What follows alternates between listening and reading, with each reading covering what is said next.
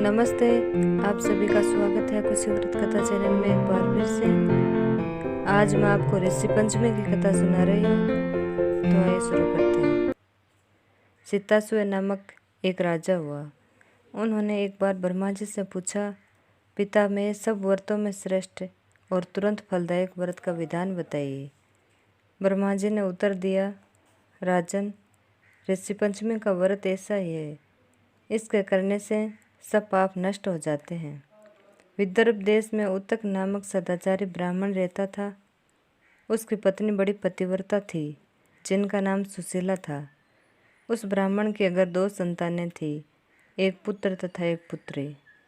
विवाह योग्य होने पर उसने समान कुलाशील वाले घर के साथ कन्या का विवाह कर दिया। देवयोग से कुछ दिनों के बाद वह विधवा हो गई।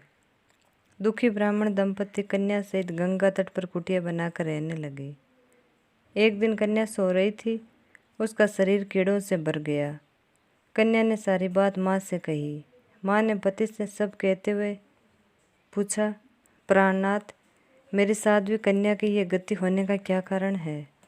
उतक ने समाधि लगाकर इस घटना का पता लगाकर बताया कि पूर्व जन्म में यह कन्या ब्राह्मणी थी।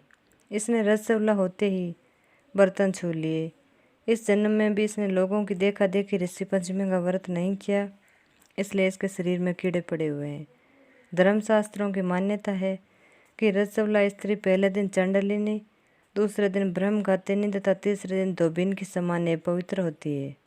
वे चौथे दिन स्नान करके शुद्ध होती है। यदि ये शुद्ध मन से अब भी ऋषि पंचमी का व्रत कर ले तो इसके सारे दुख दूर हो जाएंगे और अगले जन्म में अटल सौभाग्य को प्राप्त होगी। पिता की आज्ञा से पुत्री ने विधि पूर्वक ऋषि पंचमी व्रत का एवं पूजन किया। व्रत के प्रभाव से वह सारे दुखों से मुक्त हो गई। अगले जन्मों में उसे अटल सौभाग्य सहित अक्षय सुखों का भोग मिला।